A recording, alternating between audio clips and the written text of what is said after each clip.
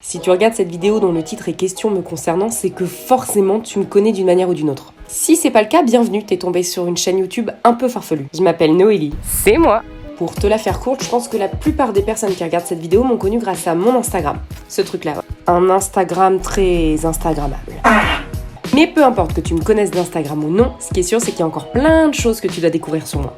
Alors j'ai décidé de faire une petite vidéo. Bon, on va pas se mentir, je suis tellement bavarde qu'à la base ça devait être une vidéo qui réunit tout, sauf que tout c'est trop. Donc ce sera en 2 vidéos. Voici la première partie. Bonjour.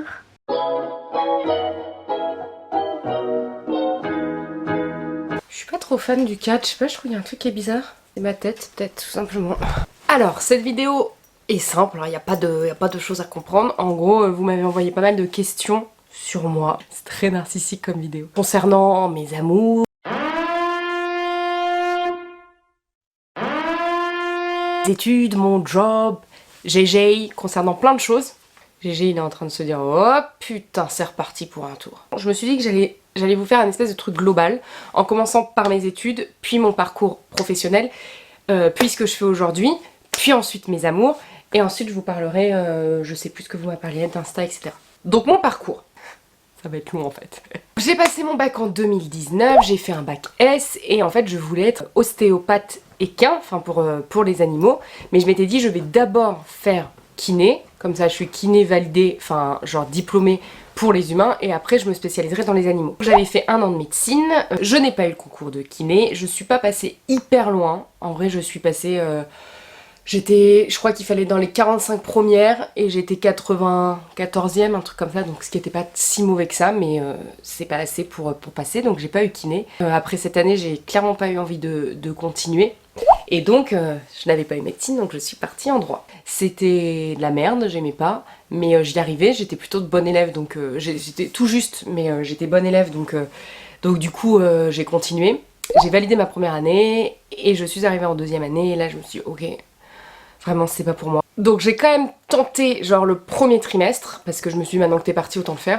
J'ai tenté le premier trimestre, je l'ai pas eu, je suis passée au rattrapage, et il me semble, si je dis pas de conneries, que j'avais pas validé mon premier semestre. J'ai décidé de partir en Australie seule, donc j'avais la chance d'avoir un petit peu d'argent de côté, parce qu'il faut savoir que durant toutes mes études, en fait je travaillais soit les étés, soit les samedis, donc pas en médecine, mais après... en fait, dès la fin de la médecine, l'été qui a terminé la médecine, j'ai travaillé dans un magasin de bricolage. Et en gros, ça s'était très bien passé l'été. Et donc, je leur avais proposé de continuer mon contrat les samedis. Et ils ont accepté. Donc, j'ai fait ça pendant toutes mes études qui ont suivi après la médecine. Et après, donc j'ai fait 4 ans dans le magasin de bricolage. Et j'ai fait 1 an chez Decathlon. Ce qui d'ailleurs me dépanne encore maintenant. Et puis de toute manière j'ai la chance d'avoir des parents qui m'auraient soutenu dans le projet. J'avais débarqué à Brisbane, je suis restée 1 mois à Brisbane. C'était un peu compliqué à Brisbane parce que dans une famille, mais je payais un loyer, j'essayais de trouver du taf, mais en vrai je parlais bien anglais mais pas suffisamment bien pour être complètement épanouie avec des gens. J'ai eu beaucoup de chance parce que j'ai cherché sur un site, il faudrait que je vous retrouve le nom.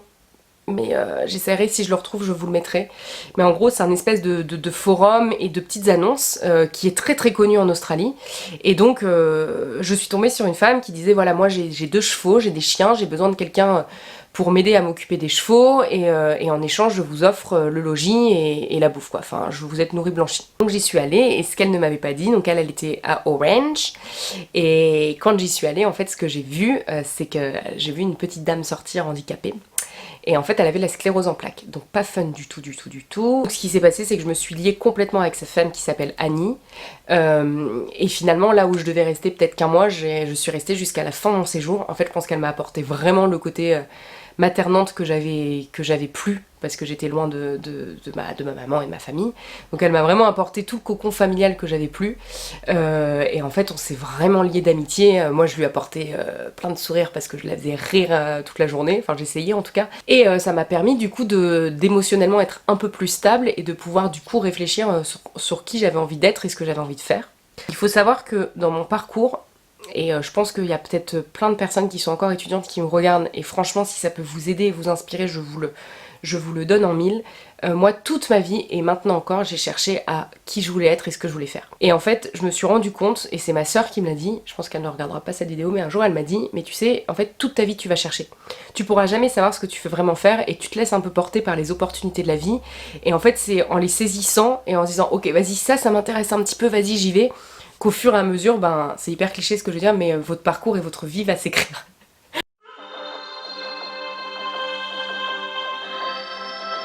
Si je pouvais parler à la Noélie de 2010, je lui dirais mais t'inquiète pas, en fait les choses vont s'écrire. Alors faut quand même se donner des coups de pied au cul et faut quand même créer les opportunités, mais après faut faire confiance aux opportunités que t'as créées.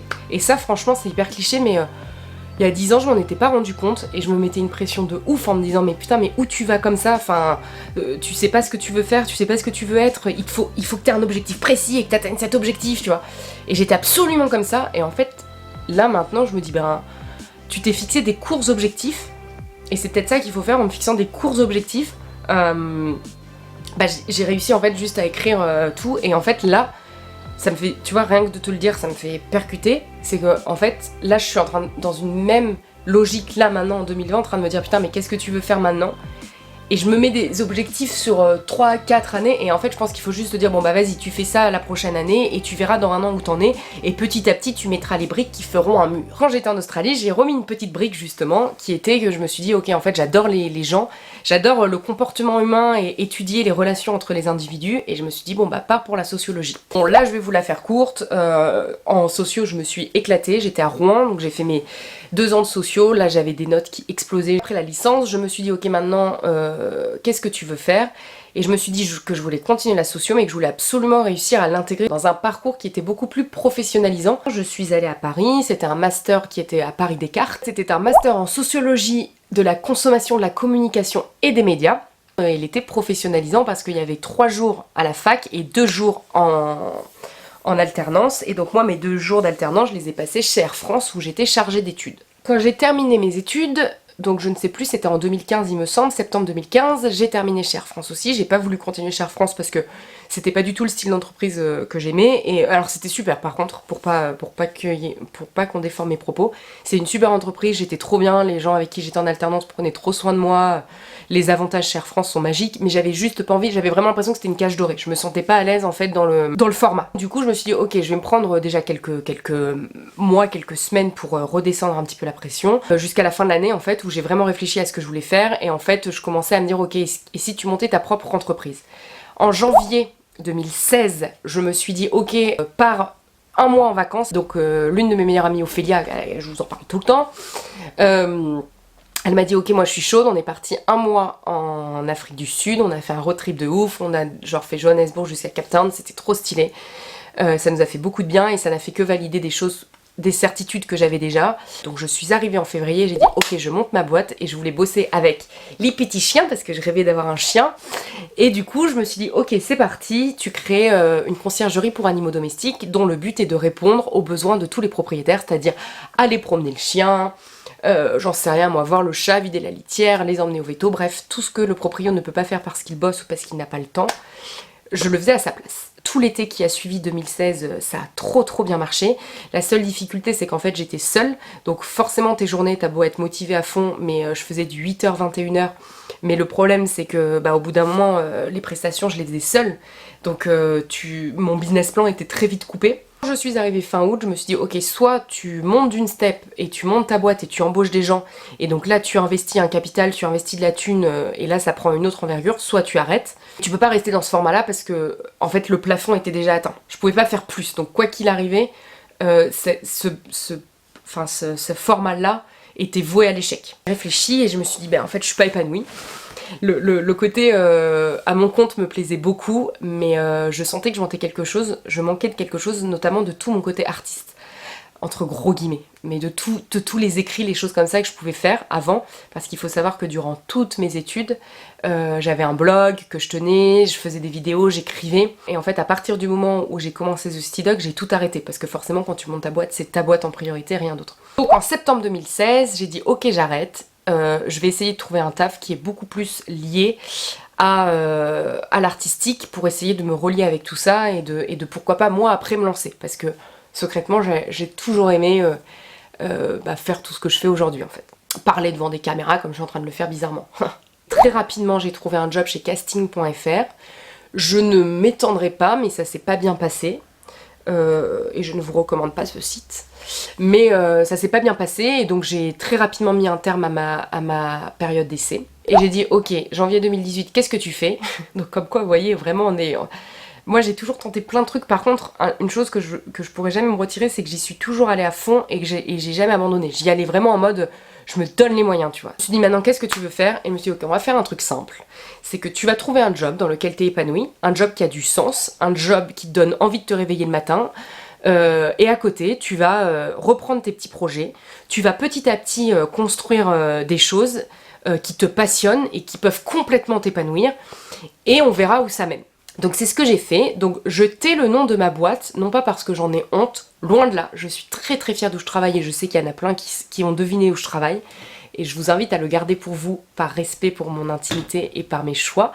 Mais pour le moment, je n'en parle pas, simplement parce que je n'ai pas envie que mon image soit associée à la leur. En gros, pour vous faire bref, je travaille dans une boîte qui est très engagée, qui a une vraie valeur écologique. Et du coup, en mai 2018, j'ai créé La Moins Bonne de Tes Copines en me disant « Ok, maintenant, tu vas créer ton propre truc, prends ton courage et en fait, juste faire des vidéos toi qui te font délirer, parler aux gens. » Donc il y en a plein qui m'ont demandé pourquoi t'as créé Instagram. En vrai, à part du narcissisme, je peux pas vous dire autre chose. Non, c'est pas du narcissisme, mais j'ai aucune idée. Je trouve ça hyper bizarre de vouloir parler à une caméra et à des gens qu'on connaît pas, donc j'ai pas d'explication.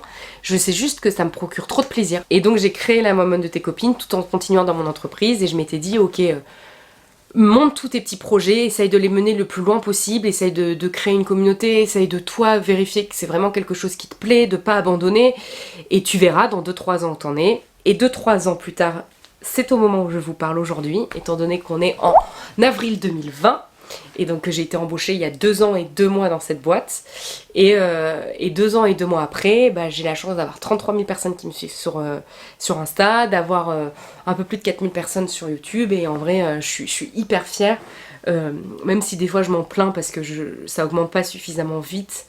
Quand je prends du recul et tu vois là en vous parlant comme ça, je me rends compte que je peux être fière de moi, et surtout je peux être fière de moi parce que j'ai enfin trouvé quelque chose qui vraiment correspondait. J'ai tâtonné et là j'ai vraiment trouvé un format qui me convient.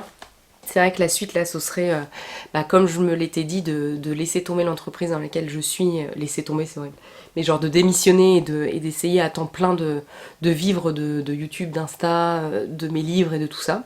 Petit à petit je pense que là on y vient, je pense que ça va arriver avant la fin de l'année. Inch'Allah comme on dit en Bretagne. C'était long hein. Et puis après vous m'aviez posé des questions sur JJ, donc GG je vais vous remettre la vidéo, je sais pas comment on fait mais je vais apprendre ici. Ah oui vous m'aviez demandé, il y en a plein qui m'avaient demandé où en était le projet livre. Du coup, le livre est en cours d'écriture. Alors pour vous expliquer, en gros c'est l'histoire d'une sexologue, donc, dont les patients ont une vie sexuelle, ou en tout cas essayent de résoudre leurs soucis de leur vie sexuelle. Et cette sexologue, elle n'a pas eu de relation depuis plusieurs mois, voire années. Évidemment, elle va remettre ou non en question d'ailleurs ce statut-là. Et il lui arrive quand même pas mal de choses. Donc pour ce qui est de l'écriture, il y en a plein qui m'ont dit ouais t'as eu l'idée quand? Donc j'ai eu l'idée fin décembre, début janvier. J'ai commencé à l'écrire direct. Le problème c'est qu'en fait ça demande énormément de temps, et pour vous faire un peu ma journée, moi je pars au taf, je reviens, il est 18h30, je promène GG, je me fais à bouffer, je me douche, enfin je fais tous les trucs chiants, et en gros il est 21h, et autant vous dire qu'à 21h, soit je fais des stories, soit je check mes messages et je vous réponds, et en fait j'ai pas le temps d'écrire. Donc c'est assez compliqué. Après le vendredi je travaille pas parce que je suis en 80%, je tourne ma vidéo comme vous le voyez là, je la monte, samedi aussi, je fais les vidéos Insta à préparer tout ça, et en gros le seul moment de libre que j'ai c'est le dimanche, et en fait le dimanche j'ai envie de me reposer quoi. Donc j'écris pas, mais bonne nouvelle, c'est que là on est en confinement et que je vais avoir du temps. Donc je me dis il faut vraiment mais que t'avances un max, et en fait j'aimerais trop l'avoir terminé à la fin du confinement, donc je pense que le confinement va durer jusqu'à fin avril. Donc j'aimerais bien l'avoir fini fin avril, et en gros j'aimerais trop qu'il sorte pour fin juin. Je sais pas si c'est possible, à mon avis c'est très ambitieux, mais comme vous l'avez compris, moi j'ai peur de rien. Et en fait j'aimerais trop qu'il sorte pour l'été, parce que c'est vraiment un livre, j'ai pas la prétention d'écrire du Baudelaire. Ah oui, Baudelaire. Du Victor Hugo. bon bref, de qui vous voulez quoi, ou même l'autre là, comment il s'appelle Catherine Panol, Pascal, comment elle s'appelle. Et du coup non, j'ai la prétention de rien du tout, c'est juste que je prends un malin plaisir à écrire et que ça me fait très très plaisir de sortir un livre, et parce que j'en serais très fière aussi d'avoir un vrai livre avec mon nom dessus et tout, enfin c'est trop un aboutissement pour moi, donc j'ai trop envie de le faire, ne serait-ce que par défi personnel.